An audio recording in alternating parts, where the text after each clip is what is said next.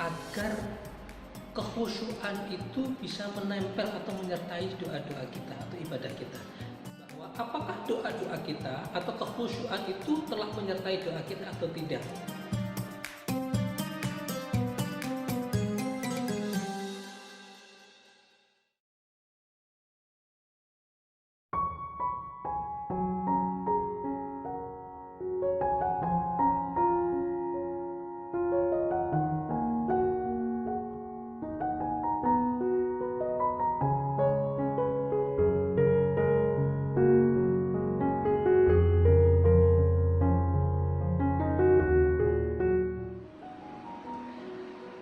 Assalamualaikum warahmatullahi wabarakatuh. Sahabat muslim yang dirahmati Allah Subhanahu wa taala, dalam kesempatan yang berbahagia ini saya ingin berbakti kepada sahabat-sahabat sekalian tentang peranan kekhusyuan di dalam mendukung doa-doa kita. Apa yang dimaksud kekhusyuan? Lalu mengapa kekhusyuan itu perlu hadir di dalam doa-doa kita? Lalu apa ciri-cirinya? Dan lain sebagainya nanti kita akan bahas sekalian. Sahabat muslim yang dirahmati Allah Subhanahu wa taala, apa yang dimaksud kekhusyuan? Khusyuk adalah hudurul qalbi 'indal 'amal. Hadirnya hati kita, hadirnya jiwa kita ketika kita melaksanakan suatu perbuatan. Hadirin kaum muslimin yang dirahmati Allah Subhanahu wa taala, betapa banyak kita menemukan orang-orang yang ketika melaksanakan sholat, orang ketika berdoa tetapi tidak bisa khusyuk. Kita lihat ya. Orang berdoa di sampingnya ada televisi. Orang berdoa sambil buka handphone. Orang berdoa di depannya ada tontonan. Sahabat muslim yang dirahmati Allah Subhanahu wa taala. Nah, orang-orang semacam ini berpotensi untuk sulit mendapatkan kekhusyuan di dalam doa-doanya, gitu ya. Mengapa kekhusyuan itu penting? Yang pertama, khusyuk adalah intinya orang beragama. Bahkan intinya orang beribadah itu ada di dalam kekhusyuannya. Jadi kalau orang beribadah nggak ada kekhusyuan, maka intinya nggak dapat tuh. Intinya nggak dapat. Padahal yang terpenting di dalam doa seseorang, dalam ibadah seseorang adalah di dalam kekhusyuannya.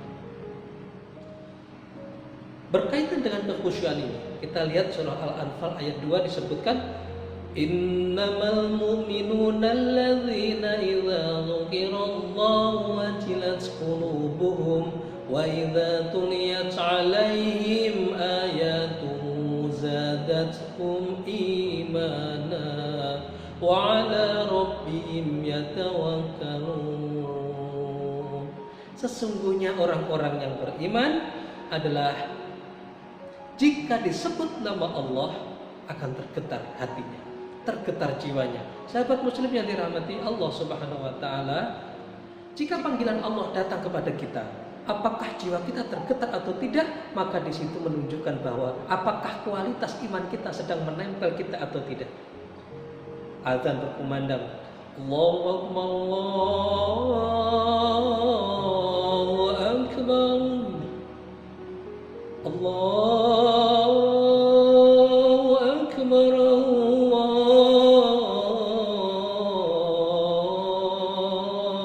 Allahu Akbar.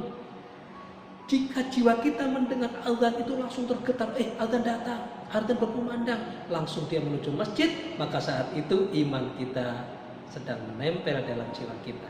Nah, getaran jiwa yang paling ringan adalah jika kita ada panggilan, kemudian jiwa kita merespon. Getaran yang paling dahsyat adalah dalam bentuk kekhusyuan. Sahabat muslim yang dirahmati Allah Subhanahu wa taala, ketika orang memanggil kita, lalu kita respon, maka itu kita ada getaran. Ketika kita sedang sholat, perhatikan di sini, ketika kita sedang sholat, kemudian jiwa kita penuh Allahu Akbar. Ketika Allahu Akbar, kemudian kita mendengarkan imam membaca surah-surah ayat-ayat Al-Quran. Lalu di belakang ada klotek, ya, suara klotek atau suara motor. Kita nggak respon di sana. Mengapa? Karena kekhusyuan kita, getaran jiwa kita sedang ada di dalam sholat-sholat kita. Sehingga kita nggak merespon getaran-getaran yang lain atau panggilan-panggilan yang lain. Sahabat muslim yang dirahmati Allah Subhanahu wa taala, kekhusyuan yang paling ringan adalah bentuk getaran jiwa kita ketika merespon panggilan atau seruan-seruan yang dari luar kita. Selanjutnya, kita buka surah Al-Mu'minun ayat 1 dan 2. Bismillahirrahmanirrahim. Qad aflahal mu'minuna alladzina hum fi sholatihim khashi'un. Sungguh beruntung orang-orang yang beriman, yakni mereka yang bisa melaksanakan sholat dengan khusyuk. Sahabat muslim yang dirahmati Allah Subhanahu wa taala, dalam ayat ini Allah jelaskan bahwa tanda-tanda orang beriman adalah mereka yang bisa melaksanakan sholat dengan khusyuk. Orang yang bisa berdoa dengan khusyuk, bersedekah dengan khusyuk, beramal dengan khusyuk. Oke, jadi sholat di sini bisa dimaknakan dengan banyak segmen. Yang kedua, kita lihat juga surah Al-Baqarah ayat 45. Wasta'inu bis sabri was salah wa innaha lakabiratun illa 'alal khashi'in. Mintalah engkau pertolongan kepada Allah Subhanahu wa taala bis sabri was salah, dengan sabar dan salah. Dua ya, sabar, salah. Sabar menunjukkan usaha-usaha zahir kita, kedisiplinan kita, semangat kita, ya, kerja keras kita. Wassalah adalah menunjukkan usaha batin kita kepada Allah Subhanahu wa taala, doa kita, munajat kita, ya, penyerahan kita kepada Allah Subhanahu wa taala. Wa innaha lakabiratun illa 'alal khashi'in. Sungguhnya salat itu, perhatikan ya, salat itu berat. Berat illa 'alal khashi'in, kecuali bagi orang-orang yang khusyuk. Sahabat muslim yang dirahmati Allah Subhanahu wa taala, apa yang dimaksud berat di sini? Mungkin kita bisa memahami dari dua makna. Yang pertama, berat dilaksanakan. Mengapa? Karena orang yang tidak ada kekhusyuan, maka sholatnya itu akan biasa-biasa saja, kurang mengena, kurang nancep, kurang majrep, gitu. Sehingga kurang bisa mendapatkan kenikmatan. Nah, orang yang kurang bisa menikmati ibadahnya berpotensi sholatnya berat. Ketika datang panggilan Allah, ntar dulu. Atau ketika melaksanakan sholat cepat-cepat, ya, tidak khusyuk gitu ya. Atau berat yang kedua bisa dimaknakan dengan berat untuk diijabah oleh Allah Subhanahu wa taala. Mengapa? Karena orang yang sholat dengan tidak khusyuk menunjukkan bahwa sholatnya tidak berkualitas, doanya tidak berkualitas. Sehingga kalau kualitasnya kecil, maka Allah responnya juga kecil. Sahabat muslim yang dirahmati Allah Subhanahu wa taala, dari ayat ini kita bisa menangkap bahwa khusyuk itu penting sekali untuk hadir di dalam doa-doa kita, di dalam sholat-sholat kita. Sehingga kalau khusyuk bisa menyertai doa-doa kita, maka akan berpotensi doa kita cepat diijabah oleh Allah Subhanahu wa taala. Selanjutnya ada yang bertanya, lalu apa ciri-ciri atau tanda-tanda bahwa kekhusyuan itu menempel dalam jiwa kita ketika kita melaksanakan sholat atau dalam berdoa? Sahabat muslim yang dirahmati Allah Subhanahu wa taala, ada beberapa tanda atau beberapa ciri bahwa kekhusyuan itu menyertai doa-doa seseorang. Yang pertama, kekhusyuan itu ada jika ketika kita melaksanakan ibadah, jiwa kita terasa nyaman. Perhatikan ya, terasa nyaman, tentram, ya. Dan ini luar biasa. Jadi ketika orang itu bisa khusyuk melaksanakan ibadah dengan khusyuk, maka jiwanya sangat nyaman, tenang, adem, gitu ya. Saking nyamannya, orang bisa sampai menangis terseduh-seduh. Menangis terseduh-seduh itu menunjukkan bahwa dia begitu nyaman bersama Allah Subhanahu wa taala. Yang pertama. Yang kedua, kekhusyuan itu hadir dicirikan dengan orang ingin berlama-lama di dalam doanya, dalam sholatnya. Sahabat muslim yang dirahmati Allah Subhanahu wa taala, tadi saya sampaikan yang pertama adalah nyaman. Perhatikan, siapakah orang nyaman? Orang yang nyaman kalau anak kecil sedang bermain, dia sedang nyaman, gak mau diganggu dia. Kalau ada gangguan, marah dia. Atau siapa orang nyaman ketika kita sedang tamasya? Perhatikan, kita tamasya ke puncak, ya, ke pantai, ke gunung dan lain sebagainya. Pada saat kita tamasya, pada saat kita sedang, ya, rihlah, hati kita nyaman luar biasa. Maka orang yang nyaman, orang yang senang, dia ingin berlama-lama di tempat itu, tidak ingin cepat pergi. Jadi orang yang sholatnya khusyuk biasanya akan nyaman, lama, dan ingin berlama-lama dalam sholatnya, sehingga bacaannya panjang, doanya dihayati, khusyuk, nyaman, gitu ya. Jadi ini tanda.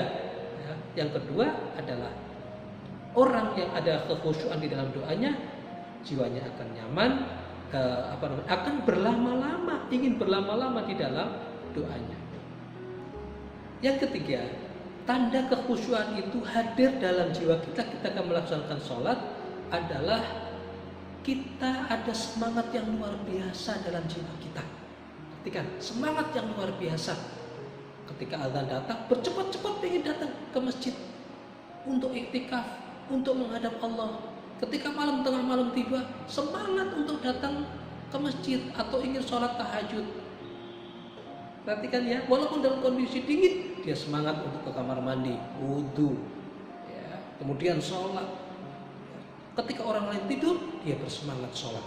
Ketika orang lain istirahat, kita bersemangat berdoa kepada Allah. Semangat luar biasa. Yang keempat, kekhusyuan itu ada ketika kita bisa meresapi setiap bacaan yang kita ucapkan dan setiap gerakan yang kita lakukan. Sahabat muslim yang dirahmati Allah Subhanahu wa taala, ketika dalam sholat, Allahu Akbar, kita sedang melaksanakan takbiratul ihram, jiwa kita sambil mengatakan Allah Maha Besar, dan saat itu saya ingin mengabaikan semua hal yang berkaitan dengan dunia, semua diabaikan. Perhatikan ya, jadi di situ dia meresapi gerakannya.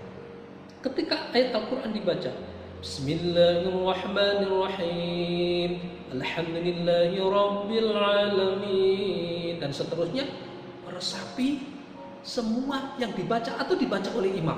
Ini juga menunjukkan bahwa kekhusyuan itu ada di dalam doa kita. Yang kelima, kekhusyuan itu ada jika badan kita telah mampu merespon atas doa-doa atau gerakan kita. Sahabat muslim yang dirahmati Allah Subhanahu wa taala, orang yang khusyuk di dalam doanya, maka badannya menjadi lebih segar, lebih nyaman. Ya, bahkan tadi saya katakan ketika dalam kondisi dingin sekalipun badan kita gak kedinginan, bahkan bisa berkeringat kalau kita bisa menghadirkan kekhusyuan di dalam doa-doa kita. Nah, jadi itu adalah beberapa ciri yang bisa kita lihat bahwa apakah doa-doa kita atau kekhusyuan itu telah menyertai doa kita atau tidak. Ya, itu ciri-ciri. Lalu bagaimana cara kita agar kekhusyuan itu bisa menempel atau menyertai doa-doa kita atau ibadah kita? Sahabat muslim yang dirahmati Allah Subhanahu wa taala, ada beberapa langkah atau tips yang bisa kita lakukan agar kita bisa menghadirkan kekhusyuan di dalam doa-doa kita. Yang pertama, fahami setiap bacaan yang kita ucapkan atau setiap doa yang kita ucapkan atau setiap gerakan yang kita lakukan. Ini penting ya. Sahabat muslim yang dirahmati Allah Subhanahu wa taala, ketika kita membaca doa, Rabbana hab lana min azwajina wa dhurriyyatina qurrata a'yun waj'alna lil muttaqina imama. Kita tahu, kalaupun nggak tahu arti secara keseluruhan, minimal tahu bahwa ayat ini atau doa ini adalah doa yang kita minta kepada Allah agar keluarga kita diberikan keluarga yang sakinah, mawaddah, warahmah, keluarga yang utuh, keluarga yang damai, dan selanjutnya. Minimal itu, gitu ya. Yang lebih baik lagi kalau kita bisa memahami semua bacaan, ya, semua bacaan yang doa kita paham. Tuh. Allahumma yassir umurana ya Allah, mudahkan urusan saya. Allahumma hasil maqasidana min masailid dunya wal akhirah. Ya Allah, hasilkan saya, sukseskan saya untuk semua urusan dunia saya dan urusan akhirat saya. Subhanallah. Kalau kita bisa memahami doa-doa kita, bacaan doa kita, maka itu menjadi sesuatu yang luar biasa, ya, sesuatu yang luar biasa.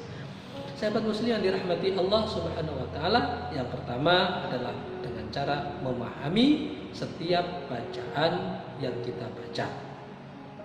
Yang kedua, kekhusyuan juga bisa kita hadirkan dengan cara kita turuti kemauan badan kita. Badan kita itu Senangnya bagaimana? Kalau badan kita itu senang dengan sesuatu yang sejuk, maka kita cari tempat yang sejuk. Kalau kita senang dengan sesuatu yang indah-indah, maka kita mencari yang indah-indah. Sahabat muslim yang dirahmati Allah Subhanahu wa taala, inilah peranan badan kita atau fisik kita di dalam mendukung doa-doa kita. Ya, kita lihat ketika badan kita itu senang dengan sesuatu yang adem, ya, damai, sejuk, maka kita berdoa di tempat yang sejuk, di masjid yang ada AC-nya atau yang dingin atau yang asri. Ya, kita dukung lagi, misalnya kita mencari masjid atau imam atau ustadz yang bacaannya bagus, karena telinga ini ternyata kaum muslimin yang dirahmati Allah Subhanahu wa taala merespon ketika bacaan imam itu bagus. Bismillahirrahmanirrahim. Alhamdulillahi rabbil alamin. Arrahmanirrahim. Maliki yaumiddin, dan seterusnya. Bacaan imam yang baik itu bisa mendongkrak atau bisa mengangkat kekhusyuan kita. Atau bacaan imam yang lain kita lihat. Bismillahirrahmanirrahim. Alhamdulillahi rabbil alamin. Arrahmanirrahim. Maliki yaumiddin, dan seterusnya. Jadi bacaan imam itu bisa mendukung kekhusyuan kita, atau dukungan speaker. Ya, dukungan sound yang bagus itu juga mendukung. Jadi bacaan imam yang baik, kemudian sound yang baik, kemudian suasana lingkungan yang baik itu juga bisa mendukung kekhusyuan seseorang di dalam berdoa. Makanya kita lihat Rasulullah Shallallahu Alaihi Wasallam ketika bertahanus, beliau mencari gua Hiro, memilih gua Hiro. Mengapa? Karena tempat ini tempat yang tenang, tidak banyak gangguan. Jadi beliau bisa khusyuk, bisa nyaman dalam berdoa dan bermunajat kepada Allah Subhanahu wa taala.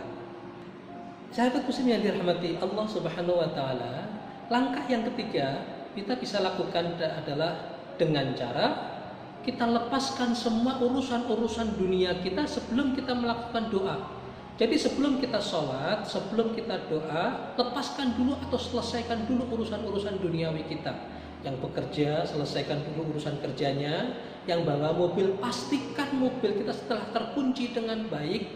Ketika bawa sendal yang baik, yang bagus, pastikan sendal yang bagus itu telah kita taruh di tempat yang aman. Sehingga ketika sholat nggak pas-pas. Wah, jangan-jangan mobil saya dicuri orang. Jangan-jangan sendal saya dicuri orang. Nah, ini berpotensi merusak kekhusyuan kita. Maka semua urusan-urusan di luar sholat, di luar doa hendaklah diselesaikan sebelum kita datang ke sholat. Itu yang ketiga.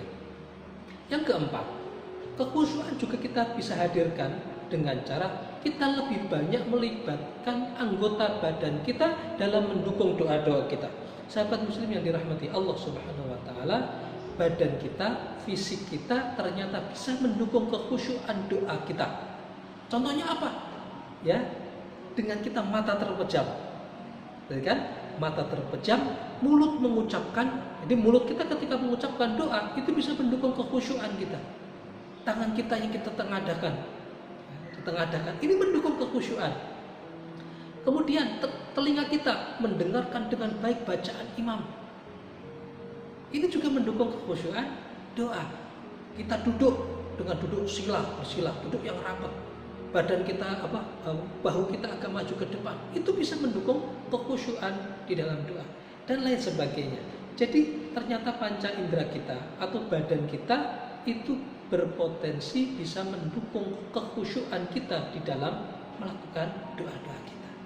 Yang selanjutnya kita bisa melakukan atau kekhusyuan ini, kita bisa tancapkan kekhusyuan ini dengan cara kita sering melakukan berdoa. Kita sering melakukan doa.